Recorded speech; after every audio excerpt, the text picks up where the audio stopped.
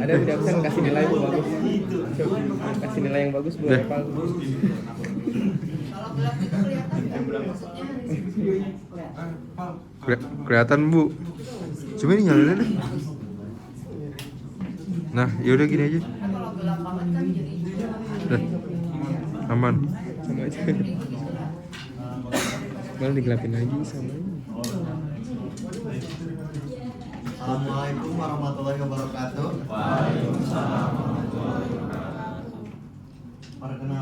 Perkenalkan, nama saya Mas Rafindra Dityas. Saya Andika Pratama. Saya Muhammad Raihan. Saya Aldi Nabis. Kami di sini akan mempresentasikan tentang perkembangan dan klasifikasi komputer. Di sini ada sejarah perkembangan komputer. Di sejarah perkembangan komputer ini yang pertama adalah sejarah komputer generasi pertama menggunakan tabung vakum pada tahun 1946 sampai 1959. Di sejarah tersebut, komputer generasi pertama ini menjadi digital elektronik yang dipakai untuk kebutuhan paling umum dan dikenal tidak efisien. Yang kedua itu sejarah komputer generasi kedua menggunakan transistor pada tahun 1959 sampai 1965. Komputer ini dengan komponen ini dinilai jauh lebih efisien jika dibandingkan dengan tabung vakum. Yang ketiga, sejarah komputer generasi ketiga integrated circuit pada tahun 1965 sampai 1971. Di sejarah komputer ini dibuat menggunakan integrated circuit atau IGS. Teknologi ini menggeser fungsi transistor sebagai komponen dasar komputer. Dan yang keempat ini adalah komputer generasi keempat atau mikroprosesor yang digunakan dari 1971 sampai sekarang. Komponen komputer yang kita pakai sekarang ini merupakan komputer generasi keempat yang mana dibuat dengan menggunakan dasar bernama mikroprosesor, yaitu chip prosesor yang memiliki ribuan transistor dan beberapa macam elemen sirkuit yang sudah saling terhubung menjadi satu. Yang kelima, komponen generasi kelima atau artificial intelligence yang dari sekarang sampai masa depan. Dalam sejarah perkembangan komputer kelima ini bertujuan agar menghasilkan perangkat komputer yang dapat merespon menggunakan bahasa yang digunakan manusia, serta diharapkan dapat mempelajari lingkungan sekitar. Selanjutnya ada klasifikasi komputer. Klasifikasi komputer dibagi jadi tiga berdasarkan pemakaian, berdasarkan data yang diolah, ukuran dan kemampuan. Kita mulai dari yang pertama berdasarkan pemakaian. Special purpose computer adalah jenis komputer yang dirancang dan digunakan untuk keperluan pengguna pada masalah-masalah khusus yang biasanya hanya satu masalah. Special purpose komputer adalah jenis komputer yang dirancang dan digunakan untuk keperluan penggunaan pada masalah-masalah khusus yang biasanya hanya satu masalah. General purpose komputer digunakan untuk memecahkan berbagai masalah, dapat digunakan untuk menyelesaikan berbagai program dan berbagai jenis masalah seperti untuk pengolahan data, grafik, game, dan lain-lain. Selanjutnya ada berdasarkan data yang diolah. Komputer analog digunakan untuk mengolah data fisik seperti arus listrik, suhu, kecepatan, dan tekanan. Keunggulan dari komputer analog adalah kemampuannya untuk langsung mengukur data fisik tersebut tanpa harus dikonversi terlebih dahulu ke dalam angka sehingga prosesnya lebih cepat. Output dari komputer yang analog biasanya berupa grafik atau bentuk dial. Contohnya, grafik sinyal arus listrik. Kemudian komputer hybrid. Hybrid adalah kombinasi komputer analog dan digital. Digunakan dalam aplikasi khusus, diperlukan komputer yang lebih cepat dari komputer analog dan lebih presisi dari komputer digital. Yang ketiga, ukuran dan kemampuan. Ukuran fisik komputer saat ini tidak dapat dijadikan tolok ukur untuk menentukan kemampuan atau kapasitasnya. Namun, kita dapat membandingkan kemampuan pada generasi yang sama dengan melihat kapasitas memori, kapasitas penyimpanan, kemampuan level prosesor, serta ukuran fisik komputer. Komputer dibagi menjadi beberapa kategori berdasarkan ukurannya, seperti superkomputer, large komputer, medium komputer, small komputer, dan mini komputer, dan mikro komputer. Semakin besar ukuran komputer, semakin besar kapasitas memori, penyimpanan, dan jumlah prosesor. Sekian presentasi dari kelompok kami. Jika ada pertanyaan, silakan tunjukkan tangan. Katanya dulu. Siapa yang sudah punya pertanyaan? Bukan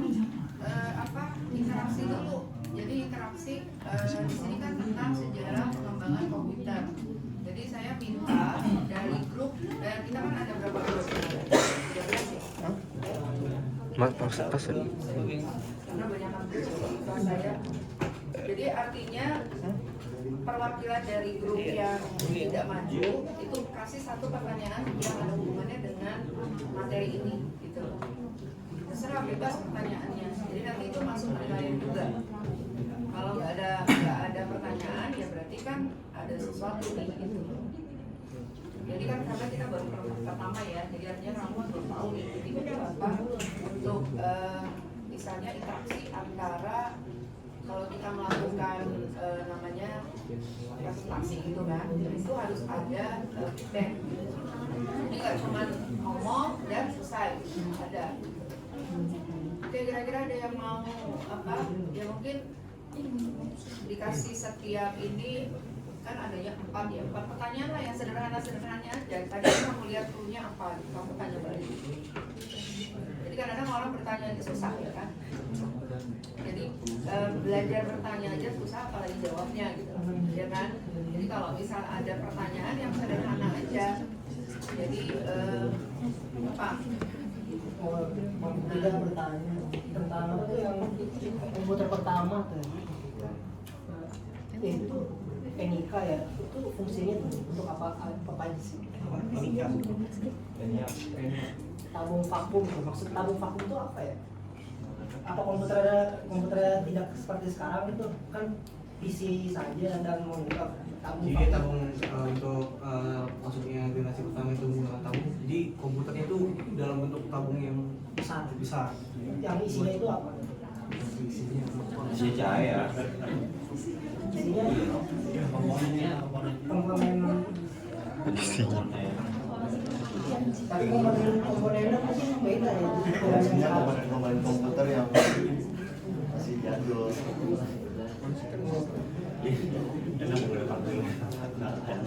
Kalau di apa PPT kamu ada contoh gambarnya nggak? Baru. Ada. Nah berarti itu perlu ya ditambahkan untuk apa sih perbedaan dari jenis komputer yang dahulu sampai sekarang itu banyak kok gitu ya. Jadi supaya pertanyaan tadi apa bisa terjawabkan. Karena kalau nggak ada gambar, satu secara visualisasi kan saya tuh belum lahir, jadi kan saya nggak tahu filmnya kayak apa. Ya, paling tidak itu dicari ya. Oke, pertanyaan kedua, sebut nama sama ininya ya. Jadi nanti kalau pas direkam saya tahu nama siapa namanya. Jadi nggak, saya lupa lagi kan.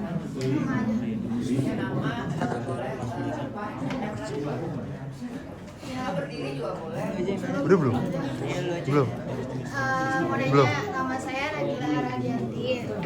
Mau nanya, siapa tokoh sejarah perkembangan komputer dari ini? Siapa tokoh sejarah yang menciptakan perkembangan komputer ini? Itu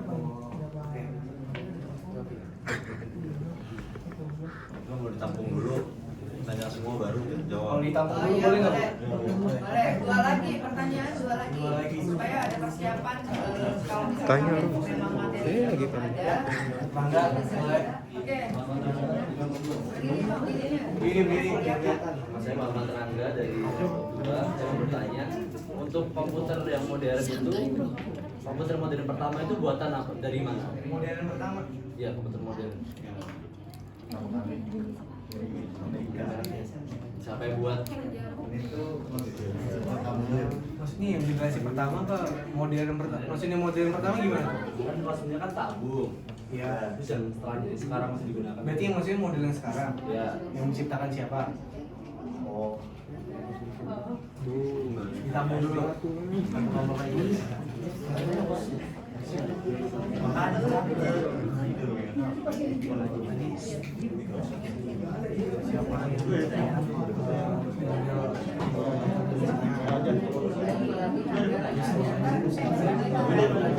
Kalau misalkan apa materi ada, tapi itu udah dipersiapkan.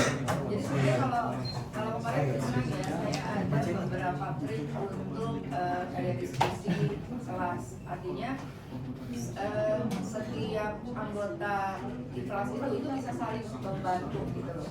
Jadi kayak bikin skenario, artinya pertanyaan-pertanyaan yang kita sepakati supaya kelihatannya biar lancar. Jadi artinya bisa aja dari masing-masing yang saya mau bahas tentang perkembangan ini gitu kan. Jadi share di ini ya. Tadi seperti nomor. Ya. Oh enggak. Satu lagi. Kartu keluarga. Nama doang. Nama NPM. Nama saya Raffi Damara dari kelompok berapa? 6. NPM. Apa tantangan yang dihadapi dalam perkembangan teknologi komputer dari dulu sampai saat ini dan di masa depan? Dari awal sampai akhir. Ya, sampai awal sampai akhir. Akhir zaman. Tantangan apa? Tantangan yang dihadapi dalam perkembangan komputer. Saya akan menjawab pertanyaan dari Muhammad Rangga tentang siapa pencipta komputer modern. Jadi buat pencipta atau perkembangan komputer itu nggak bisa diciptakan buat satu orang sama satu orang, tapi diciptakannya tuh berurut gitu, dari beberapa dekade, dari beberapa penemu komputer juga. Jadi nggak bisa disebut diciptakan satu orang gitu. Kalau ada, kira-kira bisa dicari nggak? Maksudnya, misalnya orang yang terkenal gitu loh. Sekaligus jawab yang pertanyaan ini. Itu nyambung ke pertanyaan tadi, Bu. Yang tadi dari awal, yang cerita awal sampai sekarang. Tokoh-tokoh pengembang komputer. Kita ambil yang paling terkenal, salah satunya Charles Babbage. Dia dijuluki bapak komputer. Terus selanjutnya ada Alan Turing, dia yang menjelaskan bentuk dan konsep algoritma di komputer. Terus selanjutnya ada Thorvald Zuse yang apa ya, itu